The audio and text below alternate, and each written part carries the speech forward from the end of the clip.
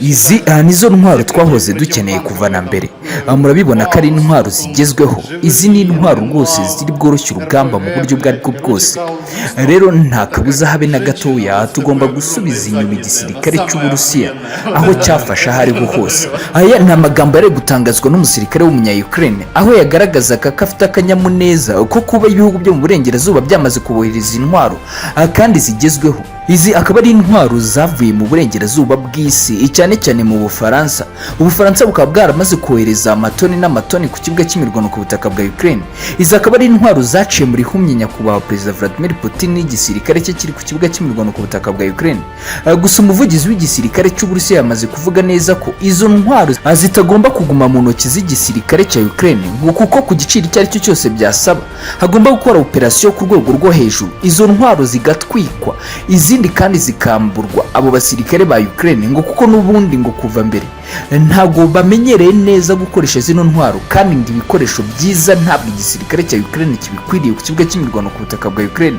Aya ni amagambo yatangajwe na General Konstantinov Nikitov agaragaza neza ko biteguye gukora ibishoboka ibyo ari byo byose izo ntwaro zirimo za RPG zivuguruye ndetse n'ibimodoka by'intambara ndetse n'ibisasu birasishwa n'izo mbunda ngo bigomba kujya mu biganza by'ingabo z'Uburusiya uko byagenda uko ariko kose. Ni mu gihe kandi mu tundi duce dutandukanye ku kibuga cy'imirwano ku butaka bwa Ukraine igisirikare cya Ukraine gikomeje gutega ibisasu mu nzira, aho igisirikare cy'Uburusiya gikomeje kugorwa ndetse n'imodoka zabo z'intambara zigakomeza kugenda ziterurwa n'ibyo bisasu biri kugenda biterwa mu mihanda nyabagendwa.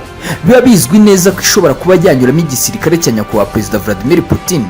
Ngo mu minsi ishize hatezwe ibisasu bigeze kuri 300 mu mihanda igiye itandukanye cyane cyane mu gace kagana muri Sevastopol akambukiranya uburengerazuba bw'uburasirazuba bw'aka gace. Ni amashusho yagiye gukomeza ashyirwa hanze agaragaza igisirikare cya Ukraine kiri gutega ibisasu mu mihanda. Gusa abaturage bagakomeza kugenda batekereza bavuga bati niba muri gutega ko igisirikare cy'Uburusiya birumvikana, ariko mutekereze natwe ko dufite abaturage kandi bafite izo modoka. Hanyuma si ibyo bisasu nibiramuka biduhekuye kandi bivuga neza ko muri kubikorera kugira ngo muturindire umutekano, murumva mutazaba ari mwe muwangije. Ibi ni bimwe mu byifuzo bikomeje gutangwa na bamwe mu baturage ni nyuma y'uko aya mashusho yamaze gushyirwa hanze agaragaza neza ko igisirikare cya Ukraine gikomeje gukora aho cyagombaga gukora, akiri gutegura ibisasu mu mihanda, mu mirima ndetse n'ahandi hantu hose hashobora kunyura igisirikare cy'Uburusiya. Gusa igisirikare cy'Uburusiya n'ubundi nabo bafite intwaro zikomeye, harimo imodoka z'intambara zisanzwe zizwiho gutegurira ibisasu bikomeye, aho zigenda zibitegurura ahantu hose bakeka ko hashobora kuba hatizwa ibisasu, ndetse n'abakomando kabuhariwe basanzwe bazwiho gutegura ibisasu akaba aribo bakomeje kugenda barwana runo rugamba rwo gutegurira ibisasu. Kuva ngo intambara yatangira hagati ya Ukraine n'Uburusiya, ibisasu biteze mu butaka ikizwi nka landmine ngo bimaze guhitana byibuze abasirikare bageze ku 100 b'Abarusiya, ngo ariko nabyo bikaba bimaze guhitana byibuze abageze kuri 80 ba Ukraine byagiye biturikana ku giti cyabo ubwabo kandi aribo bamaze kubitega. Naho dukomereje mu yandi makuru ku kibuga cy'imirwano ku butaka bwa Ukraine,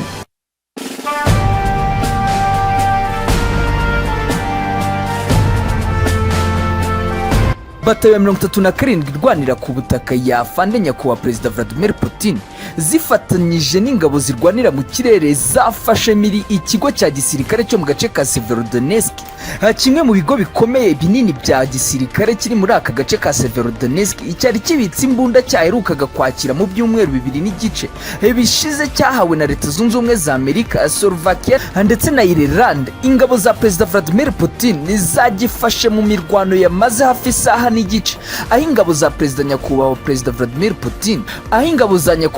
Vladimir Putin nizifatanyije n'ingabo zo mu kirere zafashe aka gace mu mirwano yari ikarishye mu gihe cyari kimaze iminsi igera kuri 3 cyarakiriye amakuru ko kino kigo cyakiriye imbunda za kirimbuzi ndetse n'intwaro zikomeye karahabutaka zoherejwe na Leta Zunze Ubumwe za Amerika ku kagambane gakomeye n'igihugu cy'Ubudage, kubera ko ariyo nzira cyane cyane mu Budage kuko ariho izi ntwaro zikomeza kugenda zinyuzwa mu buryo bw'ibanga ryo hejuru.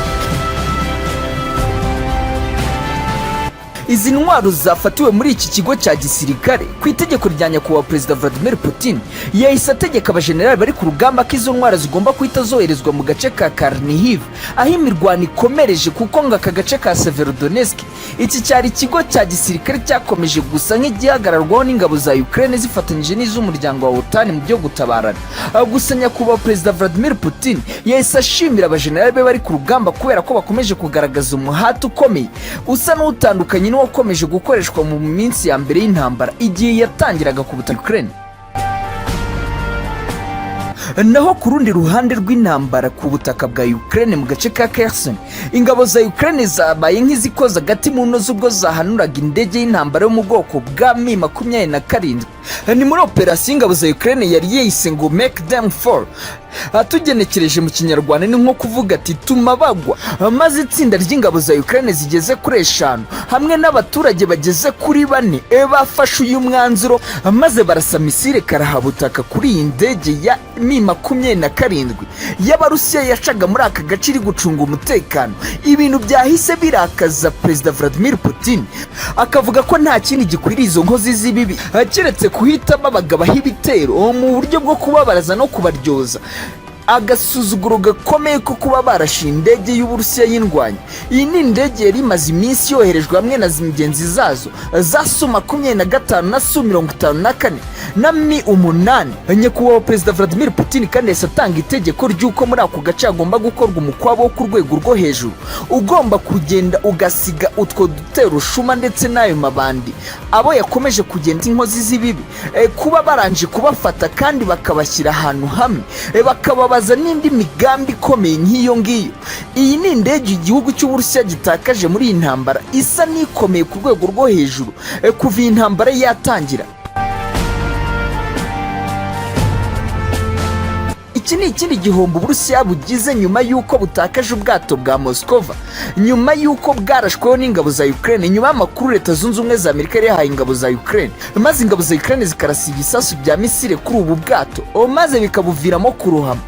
Gusa mu minsi ishize igihugu cy'Ubushinwa cyari cyohereje inkunga ikomeye y'ubwato bugomba gusimbura ubu bwato bwa Moskova bwari bwarohamye buraswe n'ingabo za Ukraine.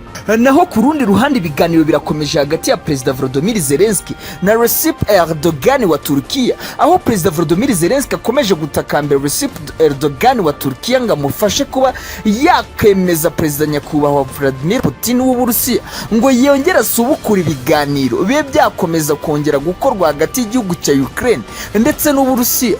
Ibi ni ibiganiro bikomeje kugenda bikorerwa kuri telefone hagati ya Perezida wa Ukraine Volodymyr Zelensky hamwe na Recep Erdogan wa Turkiya kugira ngo babe bareba neza noneho ko Turkiya yakongera kuba umuhuza hagati y'igihugu cy'Uburusiya ndetse na Ukraine kugira ngo ibintu byongere bisubire mu buryo.